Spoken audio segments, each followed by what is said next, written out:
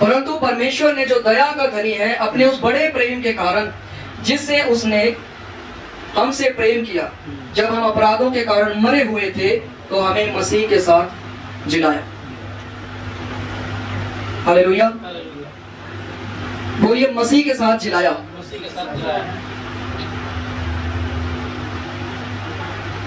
इस वचन में हम जो चीजें देख रहे हैं कि यीशु मसीह हमें एक नया जीवन देने के लिए इस धरती पर आए। जब हम बाइबल पढ़ते हैं तो वहां पर लिखा है जो कोई भी मसीह में है वह नई सृष्टि है, पुरानी बातें बीत गई, देखो सब कुछ नया हो गया।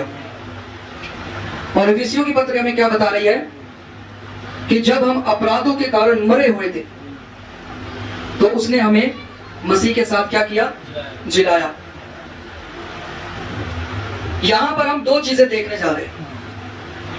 परमेश्वर ने जो समय ठहराया था कि सबका उद्धार होने पाए, अब वह समय चल रहा है।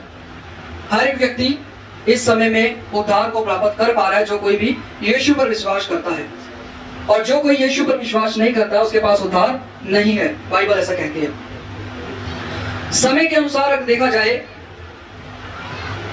तो आज हमें यह देखने की जरूरत है, बहुत सारे लोग यीशु पर विश्वास करते हैं, अपने आप को विश्वासी कहते हैं, पर उनमें से कौन जीवित विश्वासी है और कौन मुर्दा विश्वासी है? हालेलुया। कौन जीवित है और कौन मुर्दा है? किसके अंदर जीवन है, किसके अंदर नहीं है? यीशु मसीह में नया जन्म ले लेने वाले लोग जो है वो जीवन को पाते हैं। हर एक व्यक्ति जो है वह जीवन को प्राप्त करता है जब वह यीशु मसीह पर विश्वास करता है। विश्वास में चलने के दौरान अगर कोई व्यक्ति परमेश्वर से अलग हो जाए तो उसको हम क्या कहेंगे? बोलिए मौत। हालेलुया। हम एक वचन निकालेंगे, रोमियो 6 अध्याय और उसका 11 वचन पढ़ेंगे। यहां पर लिखा है, ऐसे ही तुम भी अपने आप को पाप के लिए तो मरा, परंतु परमेश्वर के लिए मसीह यीशु में जीवित समझो। अब जो कोई भी मसीह में है, बाइबल उसको क्या कह रही है कि वो जिंदा है, वो जीवित है। पर जो कोई भी पाप में, बुराई में और आज्ञा ना मानने में है, बाइबल उसके बारे में क्या कहती है कि वह मृतक है, वह मुर्दों में है। हालेलुया, वह मरा हुआ है। अगर हम अपने आप को परमेश्वर की धार्मिकता में, यानी कि हमारे अंदर कोई भी किसी भी प्रकार का दोगलापन ना हो, किसी भी तरह का कोई भी ऐसा जीवन कि हम बाहर से अपने आप को कुछ और दिखा रहे हैं, अंदर से कुछ और है, और अगर हम पवित्रताई में ना हो, पवित्रताई में चलने वाले ना हो, तो धीरे धीरे एक व्यक्ति जो परमेश्वर से दूर होता चला जाएगा, अलग होता चला जाएगा, वह जीवन से भी दूर होता चला जाएगा, मरता चला जाएगा। हालेलुया। यीशु मसीह ने अपने आप को जीवन का जल कहा। बोलिए जीवन का जल। यीशु मसीह ने अपने आप को जीवन का जल कहा। अगर कोई भी व्यक्ति उस जल के पास नहीं रहेगा, उसके जीवन में वो जल नहीं रहेगा जो जीवन का जल है, तो उसका परिणाम क्या होगा? उसका परिणाम सिर्फ और सिर्फ मौत होगा। हालेलुया। आज का वचन ज्यादा लंबा नहीं है, और आज का वचन परमेश्वर हमें ये समझने में मदद जरूर कर रहा है कि कौन व्यक्ति जीवित है और कौन व्यक्ति मुर्दा है। हालेलुया। अगर हम पाप से, बुराई से और अंधकार से दूर होकर के प्रभु के मार्ग पर चले तो ये हमारे जीवित रहने का कारण हो सकता है। और अगर हम वैसा जीवन जिए जैसा हमारा मन चाहता है, तो मैं आपको कहना चाहता हूं कि आप एक दिन अपने आप के अंदर जरूर इस बात को फील करेंगे कि आपने बहुत कुछ खो दिया है। आप पता नहीं परमेश्वर का जीवन आपके अंदर है भी या नहीं है। आप सिर्फ बाद में विश्वासी अपने आप को कहने वाले होंगे कि मैं विश्वासी हूं, मैं चर्च में जाता हूं, मैं दान देता हूं, मैं प्रार्थना करता हूं, मैं सब कुछ करता हूं। हालेलुया। परंतु अगर हम पवित्रताई में नहीं है और वैसा जीवन नहीं जी रहे जैसा यीशु चाहता है उसकी इच्छा के अनुसार, तो हम किधर जा रहे हैं? जीवन की ओर जो कि हमें अनंत काल का जीवन दिखाता है स्वर्ग, या मौत की ओर जो कि अनंत काल की मौत दिखाता है नरक। हालेलुया। हम कहते हैं अंत का समय चल रहा है और यीशु मसीह का आगमन बहुत निकट है, पर हम इस बात को मानने के लिए तैयार नहीं है कि अंत का समय चल रहा है और यीशु मसीह का आगमन निकट है। हम इस बात को बोल सकते हैं कि यीशु मसीह आ रहा है, अपनी तैयारी करो, और कलीसिया कहेगी हाँ हम तैयारी कर रहे हैं, हम तैयारी में लगे हुए, पर हम इस बात को मानने के लिए तैयार नहीं है कि यीशु मसीह आ रहा है और हम अपनी तैयारी में सुस्त हैं। सेम 5 बुद्धिमान कुंवारियां और 5 मूर्ख कुंवारियों की तरह अपने आप को देखें। क्या आप 5 बुद्धिमान कुंवारियों में हैं या 5 सुस्त पड़ गई कुंवारियों में हैं? हालेलुया। ये 10 कुंवारियां जो थी वो परमेश्वर को जानती थी, यीशु को जानती थी कि उसका दूल्हा आ रहा है। एक समय ठहराया गया है जब उनको अपने राजा के पास जाना है, पर एक समय यह भी है कि वे अपनी तैयारी में लगे रहे, उनके अंदर तेल भरा रहे, उनकी मशालें जलती रहे।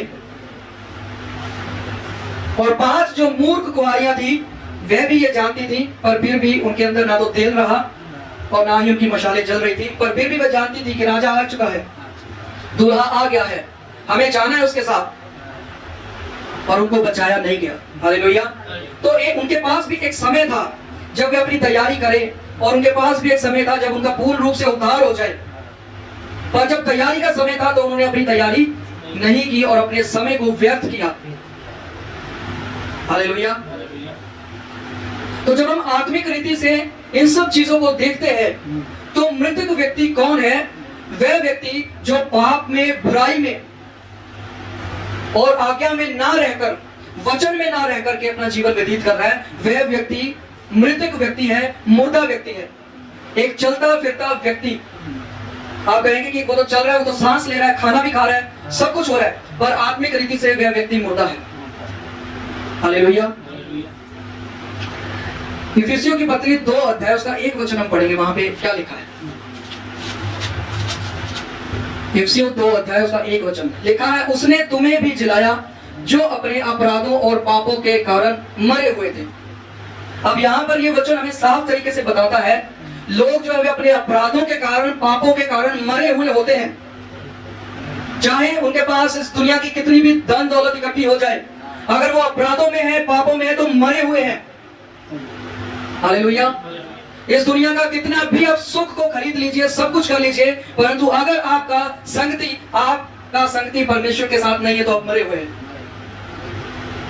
हालेलुया। एक व्यक्ति पैदा होता है, अपने जीवन में बहुत सारी चीजें करता है, बूढ़ा होकर के मर जाता है, और लोग उसको क्या बोलते हैं?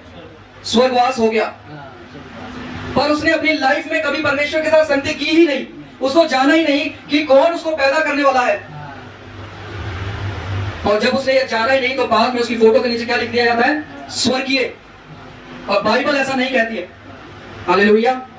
बाइबल कहती है पाप में, बुराई में, अपराध में, अनाज्ञाकारिता में जीने वाला व्यक्ति मुर्दा व्यक्ति है।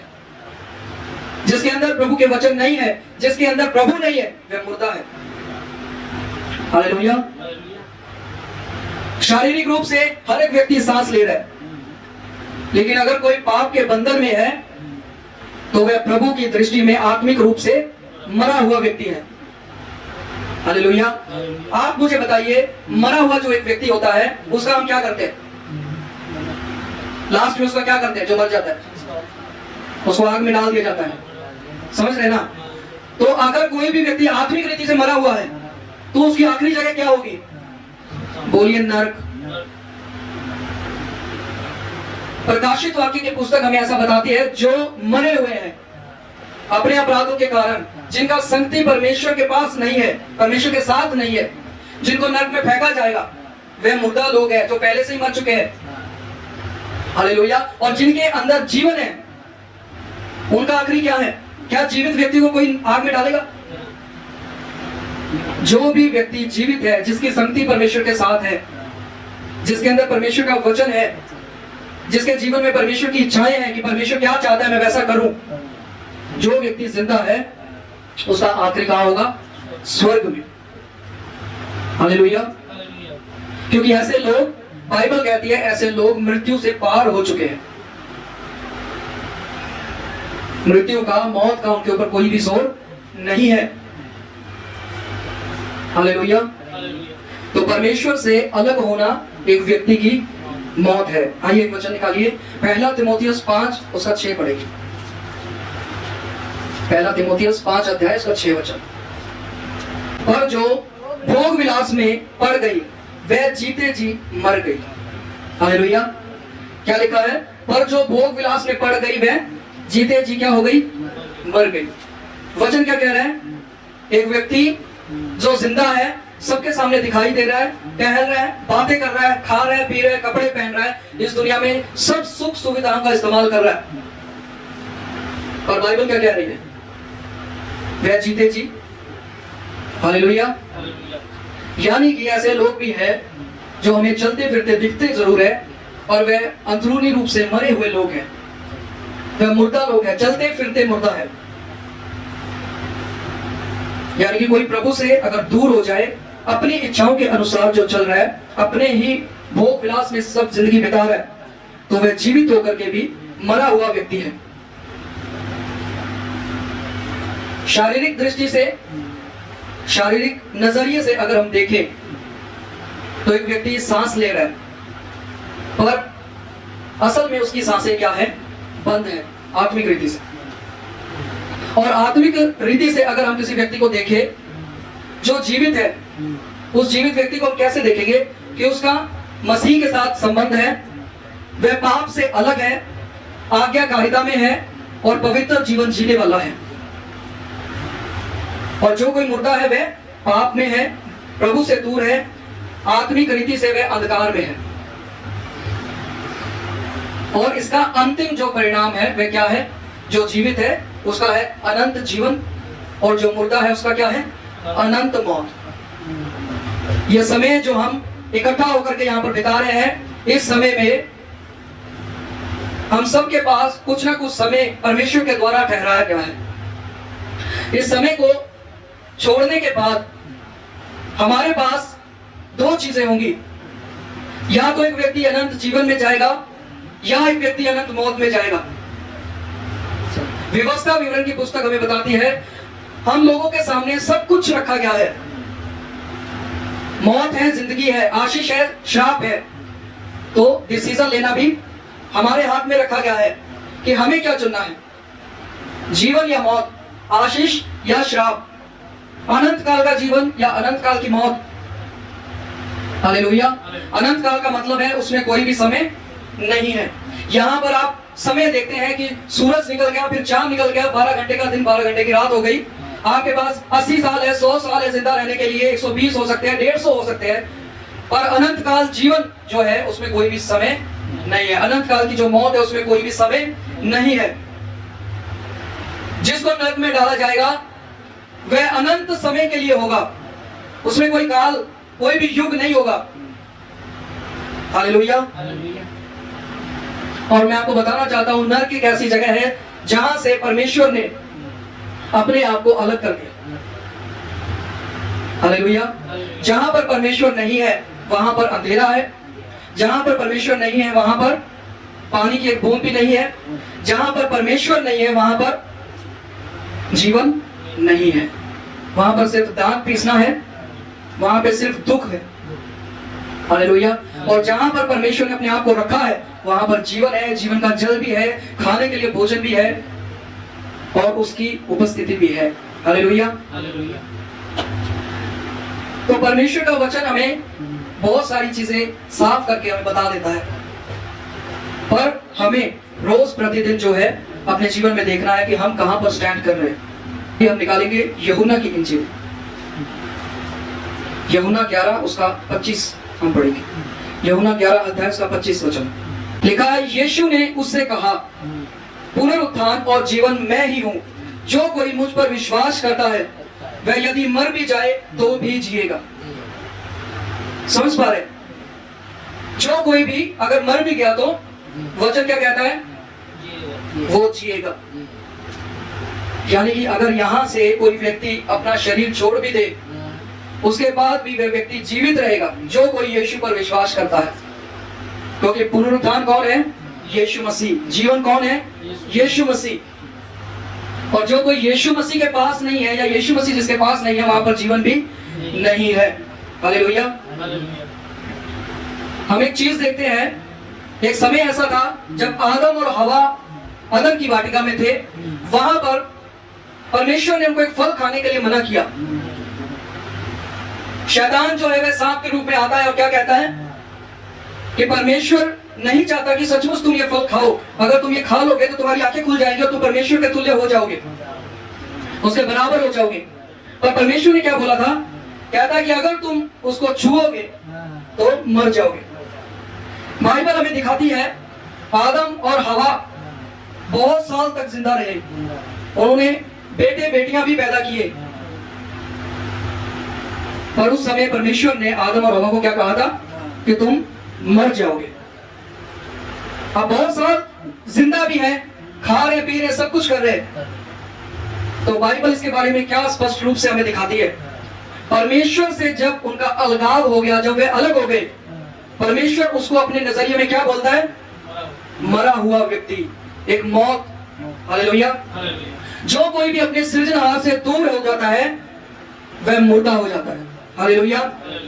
प्रभु से अलग हो जाना ही मौत है, और ये उत्पत्ति में ही परमेश्वर हमें दिखा देता है। जहां पर परमेश्वर की आज्ञाएं लोगों को नहीं मिलती, जहां पर कोई अगुवाई नहीं मिलती, जहां पर परमेश्वर की उपस्थिति लोगों को नहीं मिलती, उससे अलग हो जाते हैं। जहां पर उनको कोई आशीषें दिखाई नहीं देती, और अदन की वाटिका में उन लोगों को सब कुछ दिखाई देता था। अदन की वाटिका में उनके लिए फल थे, खाने के लिए, पीने के लिए पानी था, परमेश्वर की उपस्थिति थी, आज्ञा थी। हालेलुया। पर जैसे ही वो अलग हुए तो ये सब चीजें भी उनसे दूर हो गई। जीवन की जगह पर क्या आ गया? मौत आ गई। हालेलुया। तो परमेश्वर ने एक समय ठहराया कि वह यीशु मसीह को भेजेगा कि वह मौत को हराए। इसीलिए वचन क्या कहता है? वह कहता है, हे मौत तेरा बोलिए तेरा टंक कहाँ रहा?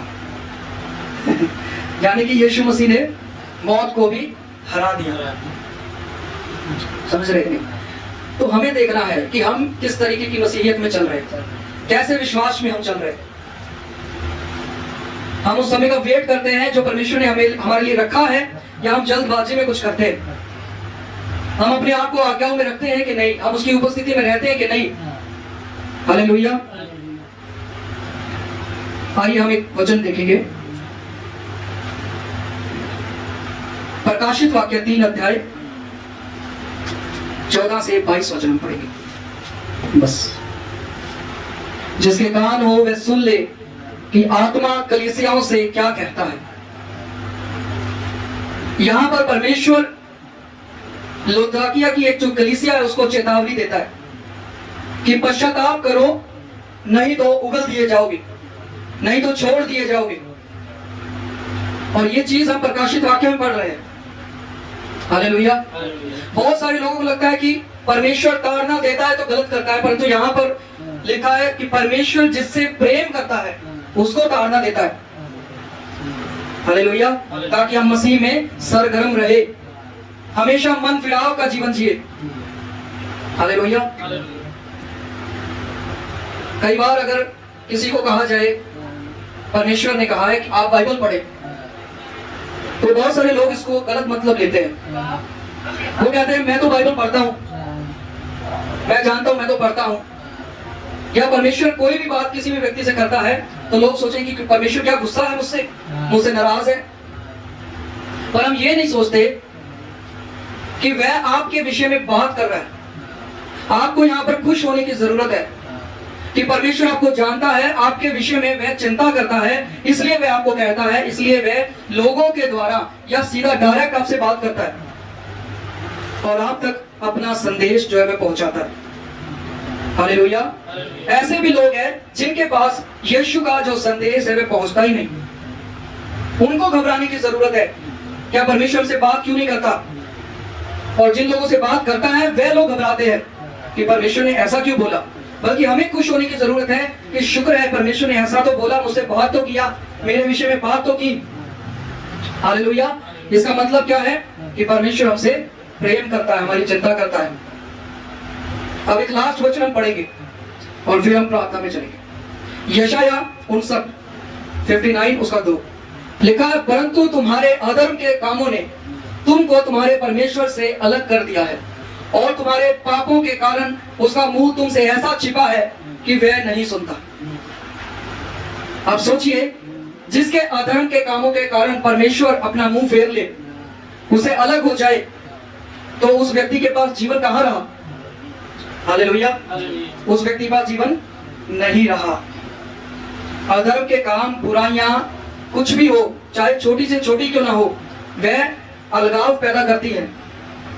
एक ऐसा अलगाव, आप समझिए कि आप पहाड़ के इस तरफ खड़े हैं और परमेश्वर पहाड़ के उस तरफ खड़ा है और बीच में बहुत ही गहरी खाई है जिसको आप खुद पार नहीं कर सकते।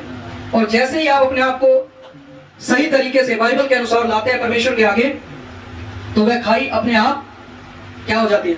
भर जाती है या दूर हो जाती है। हालेलुया। समझ गए कि नहीं? तो परमेश्वर ने उन लोगों से अपना मुंह छिपाया है जो लोग परमेश्वर की नहीं सुनते, तो परमेश्वर भी उनकी नहीं सुनता। हालेलुया।